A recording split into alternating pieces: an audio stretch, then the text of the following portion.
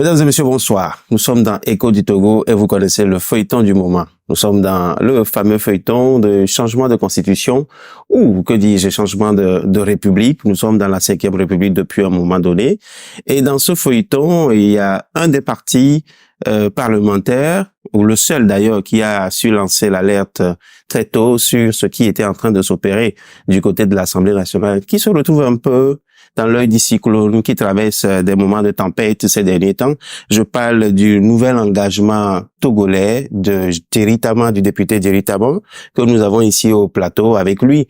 Nous allons discuter de la crise que traverse actuellement le nouvel engagement togolais et évidemment les reports des élections présidentielles, sans oublier la manifestation de l'opposition qui est annoncée sur les 11, 12 et 13. Mesdames et messieurs, encore une fois, bonsoir et bienvenue dans l'émission Écho du Togo. Jerry Tama, bonsoir. Bonsoir. Comment vous vous portez? Je pense que ça va. Ça va ou vous pensez que ça va? Non, je pense que ça va. D'accord. Alors, on va rentrer tout de suite dans le vif du sujet. C'est vrai que j'ai annoncé plusieurs interrogations, plusieurs questions, mais je veux d'abord commencer par ce qui s'est passé le jour de la nuit du 25 au 26, sinon cette journée du 25 au 26. Et récemment, le journaliste Ferdinand Ité annonçait qu'il y aurait moins de 50 personnes qui ont voté. Pour moins de 50 personnes, députés qui étaient présents, est-ce que vraiment il y a eu un grand nombre de personnes qui ont voté par procuration comme il a annoncé? Vous étiez vraiment au point? Oui, il y a eu des procurations, mais 50 c'était quand même trop. Non, je pense qu'on était autour de 70, plus ou moins, à être présents. Et il y a eu des procurations, mais bon, maintenant, attention, on va pas non plus polémiquer là-dessus. On n'a jamais réussi à avoir les 100% des députés. Il y en a qui sont en déplacement, il y en a qui sont malades, ainsi de suite. Donc, on n'a jamais réussi, sans passer par le jeu des procurations, avoir les 100% des députés. Donc oui, mais je pense pas qu'il y ait eu 50 comme il le dit. Il y avait beaucoup d'absents, mais pas 50 qui ont voté. De toute façon, l'élément est parti passer dans le journal officiel des chaînes nationales. On peut voir quand même sur les images le nombre de députés qui étaient là. Donc ça fait pas l'objet non plus de grosses polémiques. D'accord. L'autre information qui circule sur les réseaux, vous avez certainement eu écho, puisque vous êtes un homme des réseaux. Il se sûr qu'il y aurait la planche à billets qui aurait fonctionné, des 40 millions, on ne sait pas, pour pouvoir voter. Vous en avez pris aussi? De toute façon, quand on donne l'argent, si on donnait l'argent, j'en ai pas vraiment d'informations, on ne le donnerait pas à ceux qui sont opposés à la réforme. Il ne vous a pas échappé que nous, ce n'est pas au lendemain du vote qu'on a exprimé notre désaveu ou notre opposition même d'ailleurs à cette révision. On l'a fait longtemps avant, par rapport à un certain nombre de publications, et on l'a fait de façon officielle le jour, le 25, en disant il y aura vote, et le net, notre parti, pas notre groupe parlementaire, notre parti votera contre cette réforme. Donc je suppose que, ayant annoncé les couleurs ainsi, on ne serait pas venu remettre des espèces en entrée trébuchante à une formation ou à la limite au leader de la formation qui annonce qu'il voterait contre le texte. Justement, vous avez fait référence tout à l'heure à votre groupe parlementaire, ça m'intéresse. Comment ça s'est fait cette fois-ci que votre groupe parlementaire, il y a quelqu'un qui regarde à gauche, l'autre regarde à droite? Je veux dire, précisément, vous appelez à voter contre la réforme pendant que votre collègue et puis jeune frère qui vous prend d'ailleurs comme mentor, Innocent Kagbara, appelé votre mentoré. Qui me prenait peut-être. D'accord. Non, mais bon, voilà. Le mentor appelle à voter contre, le mentoré appelle à voter pour. Non, mais vous savez, peut-être la particularité dans le groupe parlementaire, c'est qu'un rassemblement de deux partis. Et après, maintenant, chaque parti a ses ambitions, a sa projection, a peut-être ses prévisions. J'ai découvert que Innocent Kagbara faisait partie des initiateurs du projet ou bien de la proposition de révision. Disons que j'étais pas initialement au courant, mais je l'ai découvert. Il est président d'une formation politique, il assume, il a dit sur plusieurs médias que il assume, il pense que c'est une bonne chose. Donc ça ne remet pas en cause le groupe parlementaire. Puisque même quand on fait une intention de vote, c'est pour ça que les présidents du groupe parlementaire disent « je demande aux députés de ». Mais cette injonction n'est pas impérative. Donc, on peut demander de voter de, et les gens ont voté pour, les gens ont voté contre. Donc, ça ne remet pas en cause le groupe parlementaire, mais nous avons manifestement sur ce sujet-là des points de vue diamétralement opposés. Bon, maintenant, c'est son droit, c'est mon droit. Donc, c'est la fin du grand amour entre vous deux. Non, c'est pas, d'abord, c'est que, je rappelle quand même que notre mandat est fini. Notre mandat est fini. On verra sur les élections prochaines, quelle va être la trajectoire. Mais bon, le mandat étant fini aujourd'hui, voilà. Mais tant que cette législature-là est là, il y a quand même un groupe parlementaire appelé NET-PDP qui existe. D'accord. Alors, on revient justement encore une fois sur ce qui s'est passé ce jour. C'est vrai que très tôt, vous nous avez annoncé sur votre page que vous et en tout cas, votre formation politique allait voter contre. Et donc, les gens s'attendaient peut-être à quelque chose dans le pire des cas, quelque chose de 88 députés pour, et puis 3 contre. Mais ce jour, on a vu qu'il y a une personne qui a voté pour, l'autre contre, et puis il y a eu une abstention. On s'est dit, mais qu'est-ce qui s'est passé avec le net? Je me suis posé la même question que vous. Parce que figurez-vous que, on va dire même quelques minutes avant de comment faire le vote, on s'est tous réunis. On a fait une dernière réunion pour s'assurer que tout le monde était dans la même longueur d'onde. Aujourd'hui, vous savez, je ne veux pas être un mauvais perdant et commencer à essayer de voir est-ce qu'il y a des choses qui sont passées, peut-être même dans la lignée de ce que Ferdinand a été dit. Je n'ai pas envie de rentrer là-dessus. Il y a une chose qui est réelle, c'est que il y a un vote qui s'est fait, il y a eu un dépouillement qui a été fait, et puis au dépouillement, on se rend compte qu'il y a un contre, une abstention et un pour.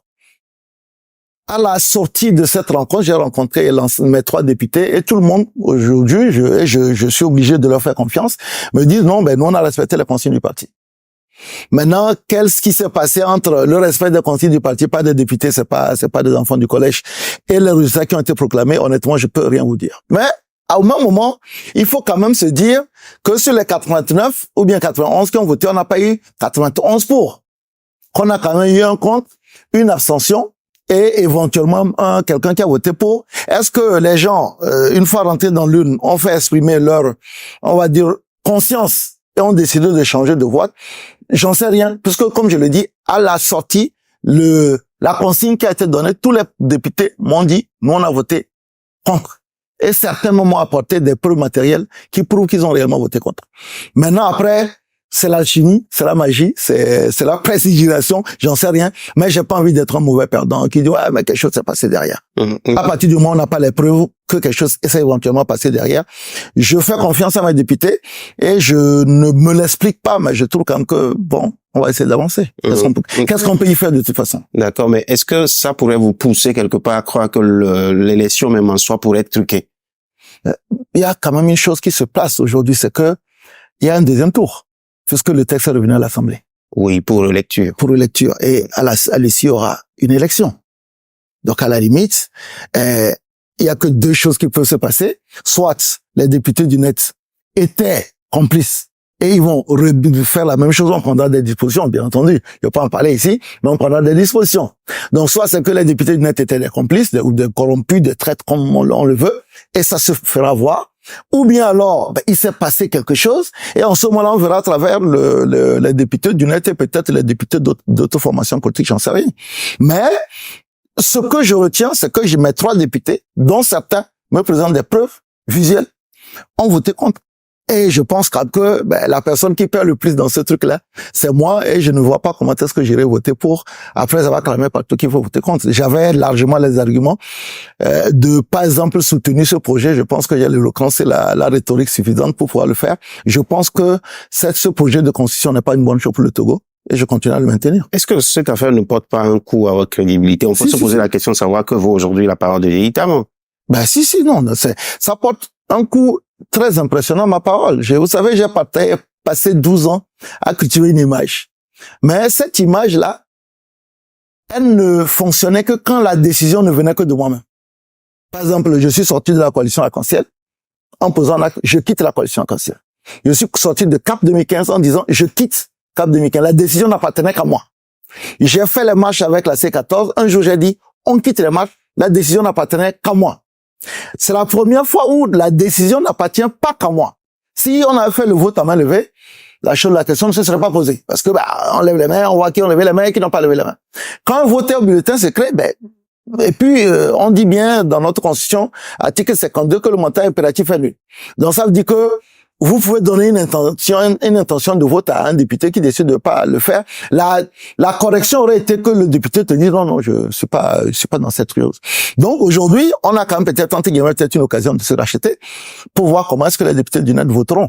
Sinon, aujourd'hui, j'ai pas envie, comme je l'ai dit en début d'émission, de faire mauvais perdant. Dire, ouais, bon, on nous a triché.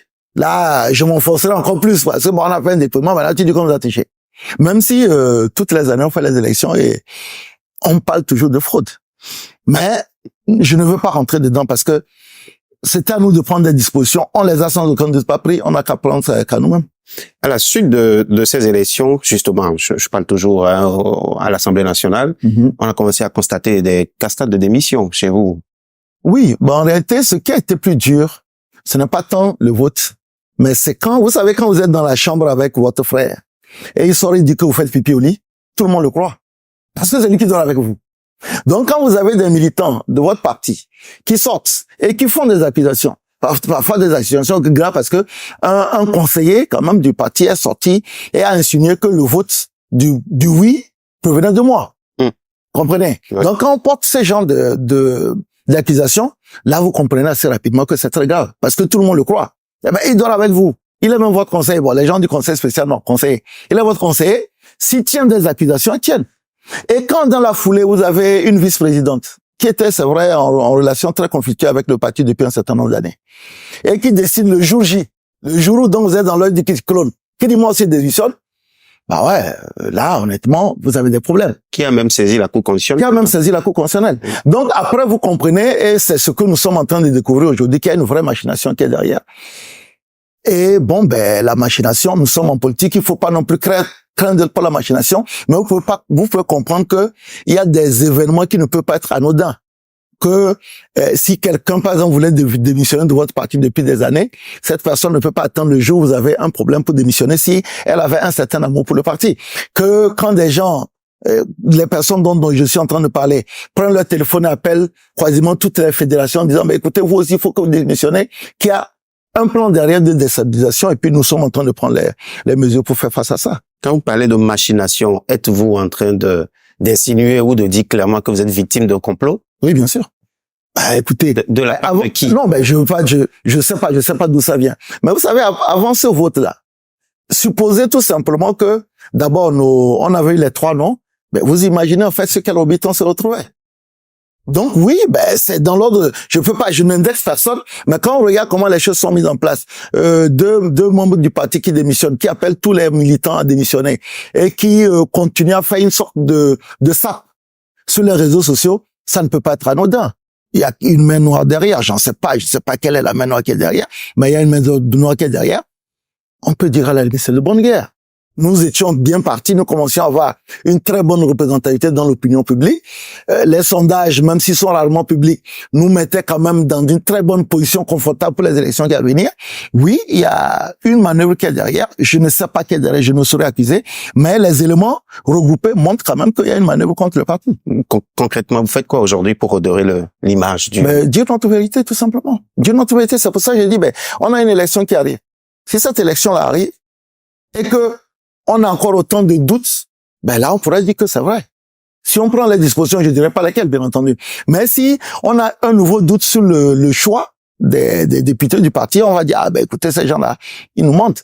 Aujourd'hui, tout ce qui est en train de se passer, notre position, même vous l'avez dit dans votre introduction, à l'entente des études de ce texte à l'Assemblée nationale, nous avons déjà dit notre position. Et nous sommes restés constants là-dessus. Cette constitution, dans l'étape actuelle, n'est pas ce qui est le plus essentiel pour les Togolais. Nous n'allons pas changer, nous allons continuer à sériner cette musique-là, et on espère que les gens comprendront que, au moins, nous ne sommes pas dans une compromission, mais nous ne sommes pas dans une position politique où on s'adapte en fonction d'eux. Je vais utiliser une expression des jeunes, que les jeunes utilisent souvent sur les réseaux sociaux. Les jeunes diront actuellement c'est chaud sur vous, oui, sur les réseaux sociaux. Là, c'est en train de se calmer. C'était chaud la semaine dernière, c'est chaud. Moi, j'ai senti la chaleur là. Ouais, vous comprenez quand même la réaction des internautes? Non, en fait, je comprends. Vous savez, il y a un proverbe qui dit on ne jette les cailloux qu'à l'arbre qui porte des fruits. Les gens ont dit quoi? En fait, les gens ne disent pas, en fait, si on s'en prend à vous, ce n'est pas comme si on n'est pas au courant que, par exemple, l'UFC a voté à 100% pour la loi. C'est pas comme si on n'est pas au courant que le MRC, le PDP, ce qui reste du MPDD à l'Assemblée nationale, a voté 100% à cette loi. On est contre vous parce qu'on avait mis beaucoup d'espoir en vous. Et c'est pour ça qu'on dit qu'aime bien châtie bien. À la limite, je devrais m'en réjouir. Parce que beaucoup de personnes ont été dessus en disant, oui, mais on comptait sur vous, on disait on pensait que vous êtes notre dernier rempart. Et là, nous sommes déçus. Donc, c'est à nous de revenir, dire aux gens, ben non, ce que vous pensez, c'est pas ça. Nous sommes victimes d'un sabotage savamment orchestré par des gens qui étaient avec nous. Peut-être qui étaient envoyés. Parce que je ne peux pas comprendre que quand vous êtes avec une formation politique, et que vous êtes peut-être, vous épousez les idéaux, que vous puissiez autant saboter, pas uniquement le président, parce qu'aujourd'hui, vous savez, nous sommes présents dans 32 préfectures sur 39. Je suis sûr que nous sommes peut-être la 3e formation politique qui soit aussi présente. C'est ces candidats-là.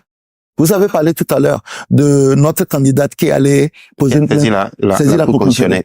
Elle est allée de son propre chef voir l'honorable Sanka pour être sur sa liste. Ils sont tous de bas. Ça, il a dit, ben, j'aimerais sur sa liste. Le gars dit, ok, d'accord. Elle voulait me mettre plus loin. Le gars dit, non, tu es vice-président, je vais te mettre numéro 2. Donc, j'étais pas au courant. Donc, quand la personne aujourd'hui se lève pour aller saisir la Cour constitutionnelle, au vu d'invalider la liste, est-ce que vous pensez que il y a de la fraternité? Est-ce qu'il y a de l'amour? Est-ce qu'il n'y a pas de la haine et une envie de nuire?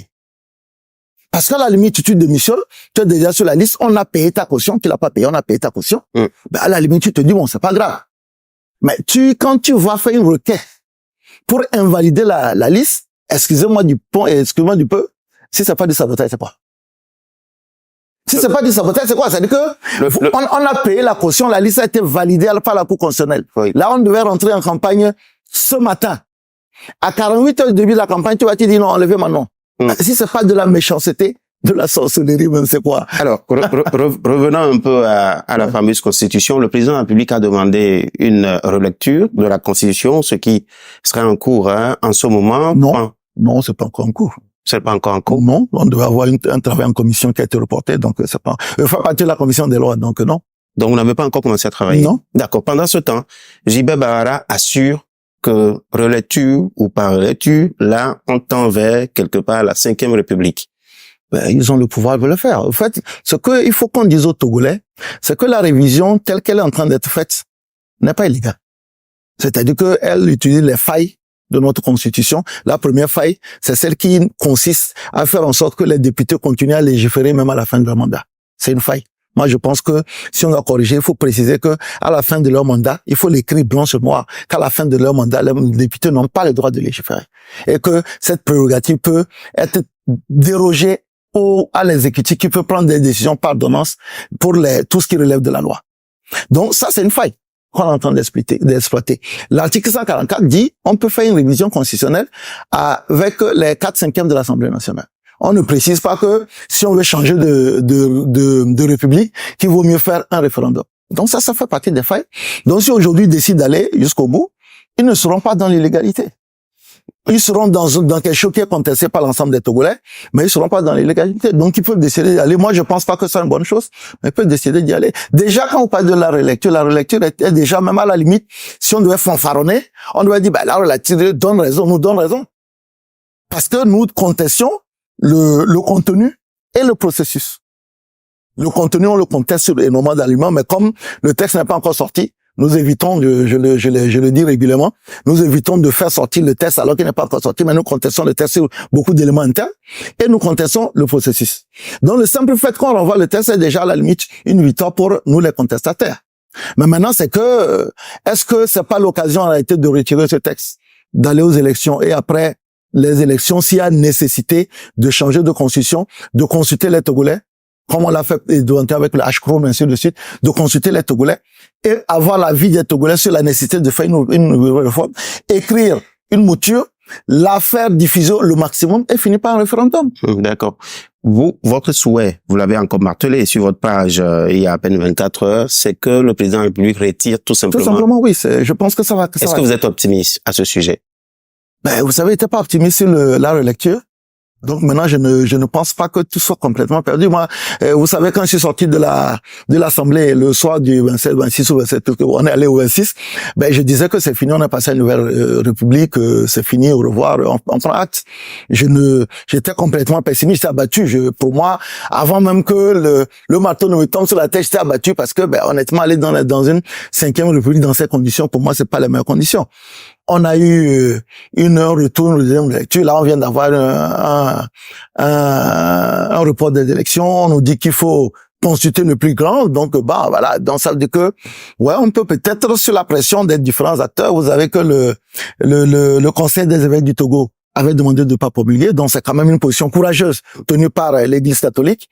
Je pense que si toutes les couches, les corps constitués du pays disent que ce n'est pas une nécessité, oui, on peut revenir à la constitution de 92, modifier le 15 mai 2019. Et dernière question pour vous, l'opposition appelle à manifester les 11, 12, 13, etc. et tout.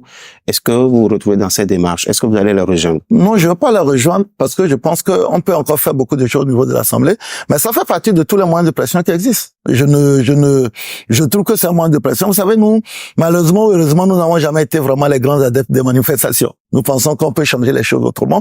Aujourd'hui, nous sommes à l'Assemblée, nous sommes, comme l'a dit, le seul parti contestataire. Nous jouons notre rôle aussi de contestation au sein de l'Assemblée nationale. Mais je pense que c'est la combinaison de toutes ces actions qui peuvent amener à ce qu'on retire le texte. Okay. Pour moi, je pense que la seule chose qu'il faut faire aujourd'hui, c'est de retirer le texte, faire les élections, et puis éventuellement voir ce qui peut se passer après les élections. Et si jamais vos actions ne portaient pas fruit à l'Assemblée nationale, est-ce que vous les rejoindrez finalement? Au niveau des marches? La rue. Ben, je pense que les deux doivent pouvoir être ensemble. Tant que le texte n'est pas voté, rien n'est fini.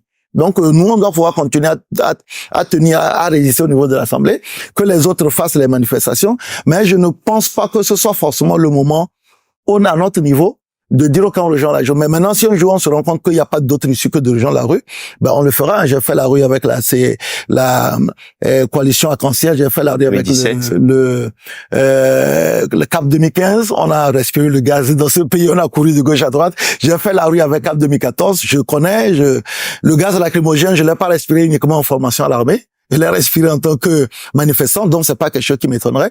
Mais je pense que aujourd'hui, c'est la combinaison de toutes ces actions-là qui feront que la loi sera retirée. Thierry Tamang, nous sommes arrivés à la fin de cette émission. 30 secondes, vous avez quelque chose à dire Non, si je dois dire aux autorités du Togo, c'est de retirer ce texte. Et si je dois dire quelque chose à nos compatriotes, c'est de garder le calme et de faire en sorte que chacun peut faire pression sur les membres de l'exécutif pour faire en sorte que ce texte soit retiré, qu'on aille aux élections dans le calme, parce que la paix, c'est quelque chose, quand on le perd, on a du mal à le retrouver. Donc, gardons la tête froide, conservons les acquis de paix, de dialogue que nous avons, et essayons de faire en sorte que plus rien ne nous divise à jamais. On a été divisé par le passé.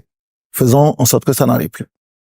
Faisons en sorte que ça n'arrive plus. Il demande à ce qu'on ne soit plus divisé. C'est sur ces mots que je dis merci à Thierry Tamang. C'est moi qui vous remercie. Et vous, je vous dis également merci en implorant la bénédiction de celui que d'autres peuvent appeler Allah et que moi j'appelle Dieu, tout simplement sur vous, en disant que Dieu bénisse le peuple togolais et qu'il se souvienne de nous particulièrement pendant ces périodes les plus compliquées de l'histoire du Togo. Pour ma part, je vous donne tout simplement rendez-vous dans le prochain numéro d'Écho du Togo. À bientôt.